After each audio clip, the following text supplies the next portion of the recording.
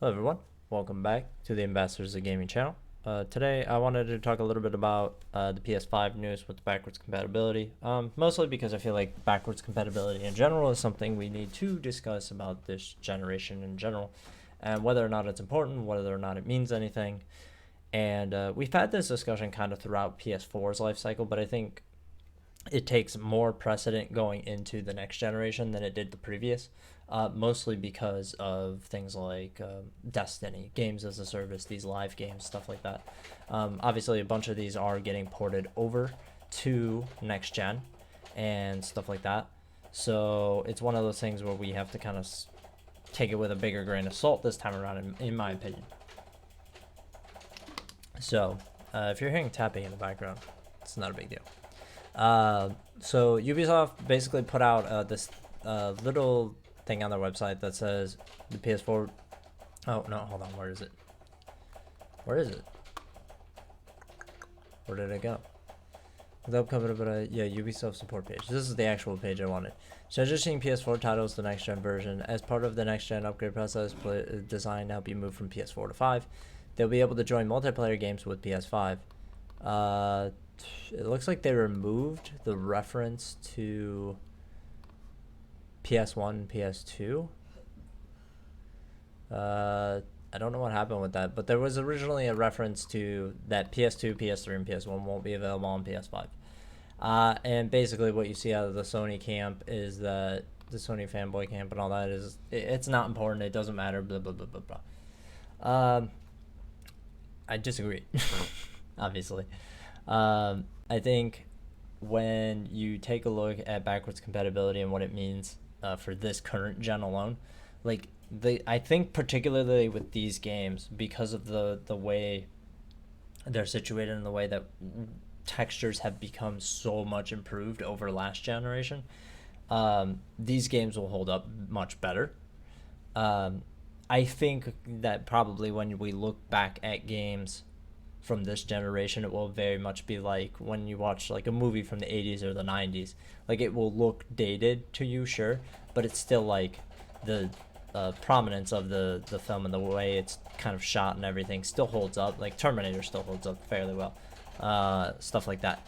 So with that, I think that's how you'll view this going forward. But anyways, the point is that backwards compatibility is important, and it's a selling feature, especially when your competitor is doing it and you aren't. Like, we know that Series X is going to be backwards compatible with the Xbox One. It seems like that's pretty native. There shouldn't be any issues. Pretty much, it sounds like what we know of, more or less, everything from One should transfer over to the Series X because it's basically built on such a similar architecture. They've built it in such a way that it's very easy for you to go in between the two. Versus PS5, which we know is apparently select PS4 games. So maybe, possibly, perhaps, well, I don't know. We'll see. We'll figure it out. If it happens, it happens. And that's really, really not good. Especially with PS3 and PS2 and PS1, because PS3, I don't think... PS3 has a decent catalog of games, blah, blah, blah. But it doesn't have the ones that people really want, like the PS2 and PS1 do. And like, again, the Sony camp, the big fanboy type bullshit is that, oh, it doesn't much matter, which is just not true. We've seen that until, for example, on Switch, the SNES and the NES emulators came, people were pretty fucking mad that they couldn't even play those games on those systems, because they've played those games on those systems for so long and bought them and blah, blah, blah, blah, blah, that they were mad that they couldn't play them any longer. Like Mario Brothers, Super Mario Brothers, Super Mario World, Yoshi's Island, these types of games, you know. And then you have Xbox, which is like, okay, we're going to work our best to get you as many games from as far back as possible, as many games as we can, given everything that's currently happening. Because they kind of have to redistribute the game, basically. They have to bring it to the digital storefront. It has to be licensed again, all that kind of shit, blah, blah, blah, blah, blah. And they're making an actual concerted effort to do that. And on top of that, like, you know, all of your stuff should work day one with the Series X, versus when you buy PS5, it may not. And the reason why this is important is because there are so many people that play games that aren't like people like me. I won't say us because I don't want to speak for everybody, but people like me and Daryl. Like, we're like, okay, we're like day one people, week one people usually. We'll go pick up the games very early on, pretty much as soon as they come out, and we'll play them, and then maybe we'll revisit them at some point. But for the most part, we just buy games when they come out, and that's pretty much it. There are tons of people who still buy 360 games and PS3 games. And, like, they might not buy your PS5 games, but they might be more willing to go out and buy older games or to buy digital versions of older games because they're reasonably priced if you offer it.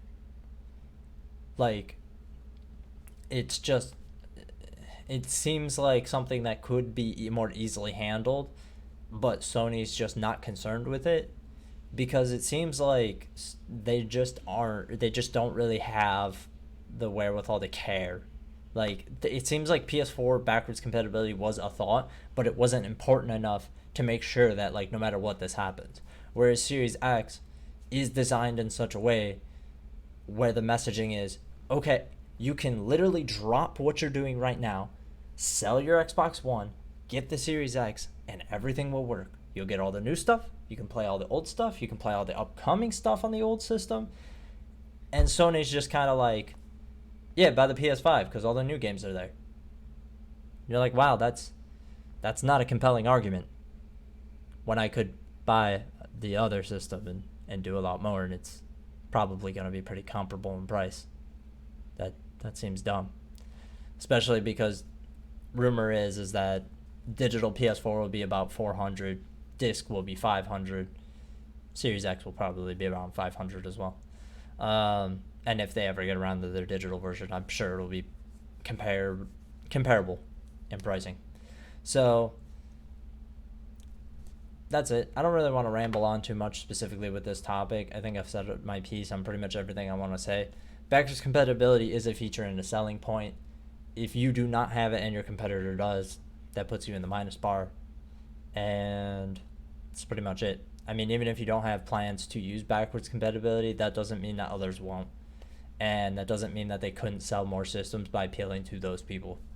Because there's tons of people who buy used games and old games and stuff like that. I see it all the time. Anytime I ever went to a GameStop before COVID, like, there were always people in there that like to play games but don't have a great job, so they'll go and buy 5 or 6 360 PS3 games for whatever, $60 versus buying the brand new game for $60.